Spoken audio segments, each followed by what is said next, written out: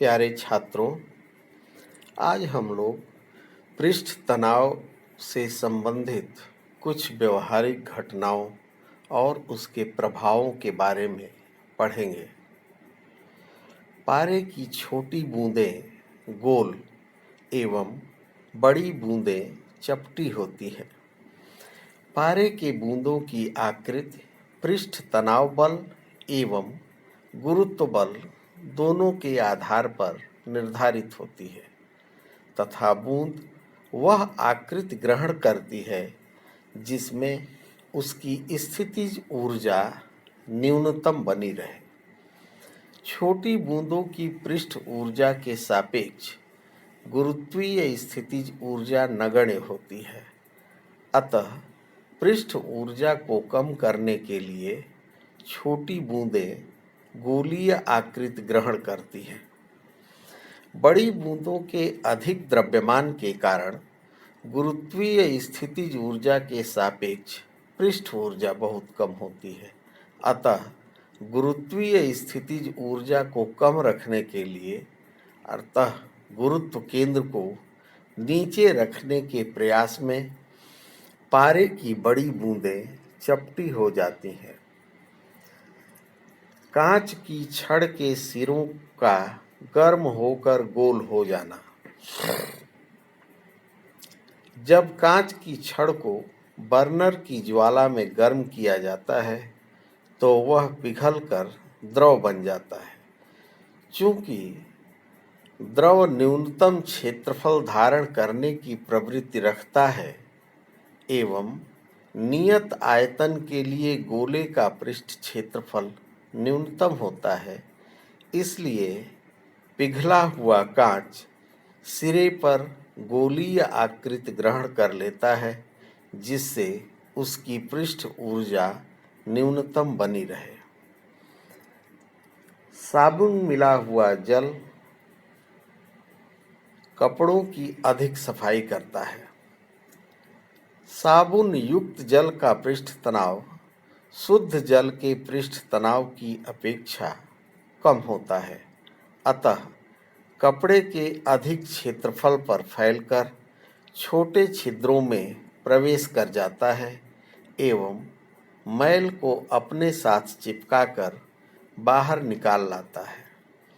इसी प्रकार घाव को धोने के लिए स्प्रिट एवं डेटॉल मिले हुए जल कम पृष्ठ तनाव वाले जल का प्रयोग किया जाता है।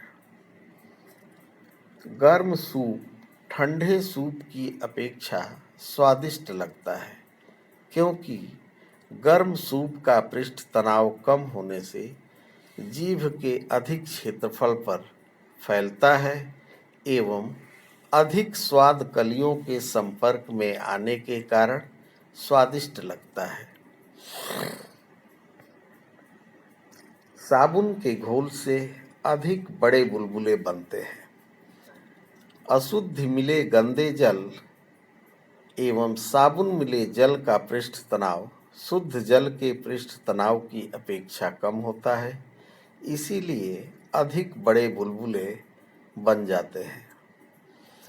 शीशे के छर्रे बनाने के लिए पिघले शीशे को ऊंचाई से ठंडे जल में फुहारा जाता है तो पृष्ठ तनाव के कारण न्यूनतम क्षेत्रफल धारण करते हुए शीशे की गोलीय बूंदें जल में पहुंचने के बाद जमकर ठोस हो जाती हैं। कांच की नली में द्रव के मुक्त पृष्ठ की आकृति किसी ठोस के संपर्क में द्रव के तल की प्रकृति ठोस एवं द्रव के अणुओं के बीच आसंजक बल एवं द्रव के अणुओं के बीच ससंजक बल पर निर्भर करता है। कांच की नली के संपर्क में द्रव के अणु A पर आसंजक बल P ससंजक बल Q से अधिक है, जिनका परिणामी R द्रव से बाहर को होता है। जबकि दीवार से दूर द्रव के अणुओं पर आसंजक बल शून्य हो जाता है।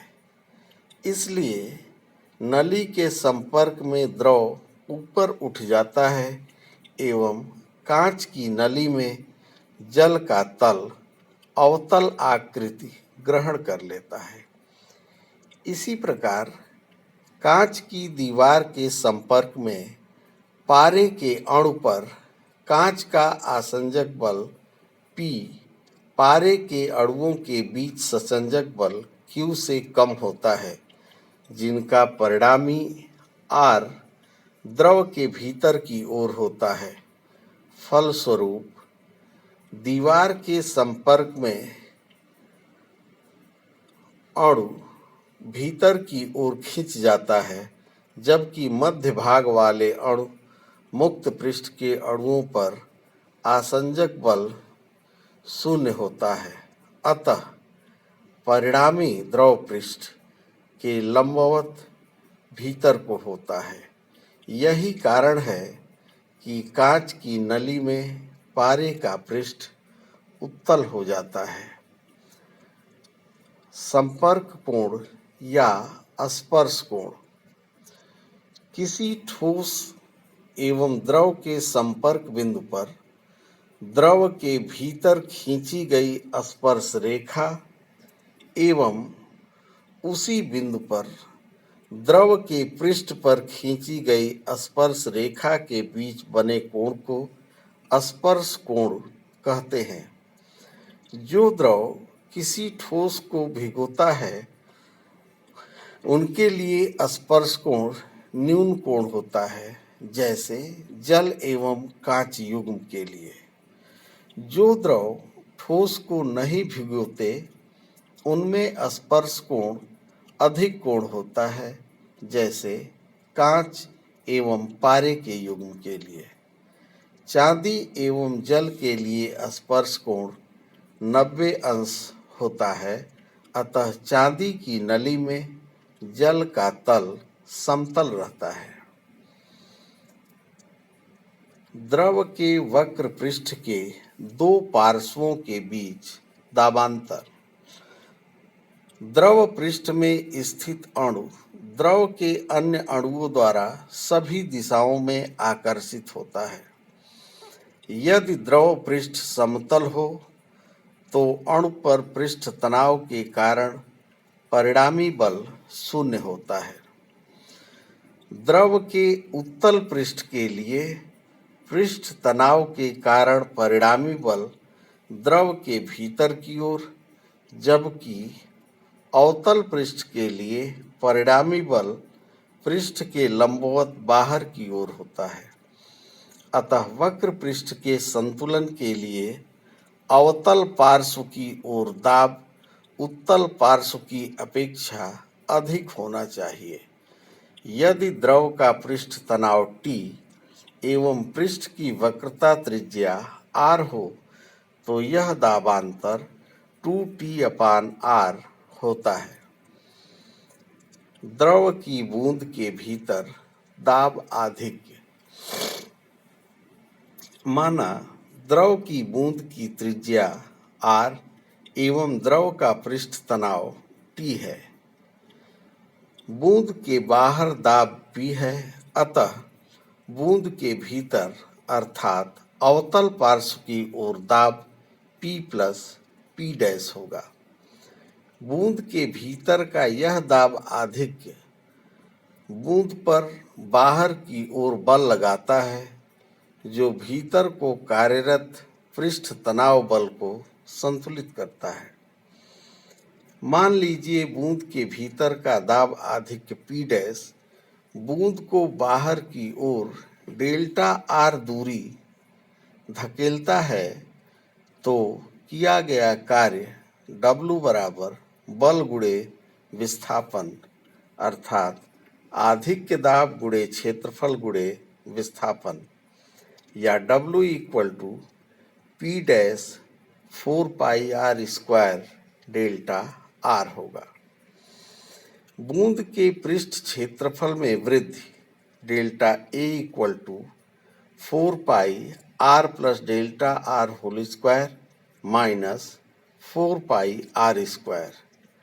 इसे हल करने पर delta A equal to 8 pi R delta R प्राप्त होता है, क्योंकि डेल्टा आर स्क्वायर सूक्ष्म होने के कारण 4 पाई डेल्टा आर स्क्वायर नगण्य है।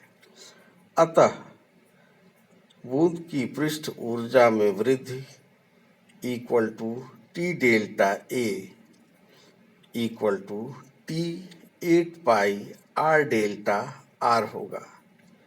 लेकिन बूंद की पृष्ठ ऊर्जा में यह वृद्धि किए गए कार्य के कारण होती है। अतः समीकरण 1 और 3 से P dash 4 pi R square delta R equal to 8 pi R delta R into T होगा, या P dash equal to 2t upon R होगा। यही बूंद के भीतर दाब आधिक्य है। इसी प्रकार द्रव में बने वायु के बुलबुले के भीतर भी दाब आधिक्य 2t अपान आर होता है। साबुन के घोल से बने बुलबुले के भीतर दाब आधिक्य। मान लीजिए टी पृष्ठ तनाव वाले साबुन के घोल से बने बुलबुले की त्रिज्या r है। बुलबुले के बाहर दाब P एवं भीतर P प्लस P डैश है।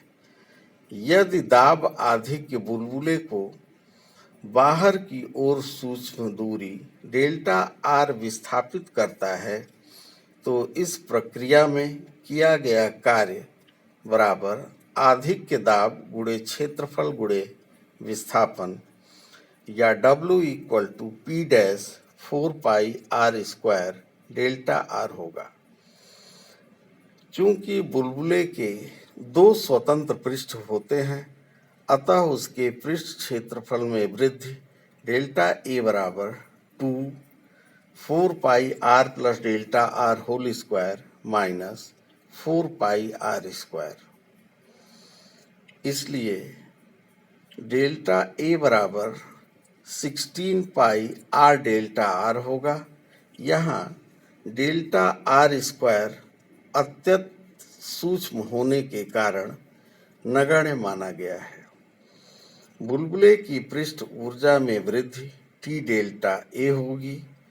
चूंकि यह वृद्धि किए गए कार्य के कारण होती है, अतः P dash 4 pi R square delta R equal to 16 pi R delta R T होगा, या P dash equal to 4t upon R होगा।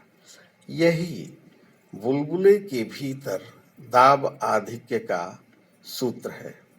बच्चों, आज के लिए बस इतना ही। धन्यवाद।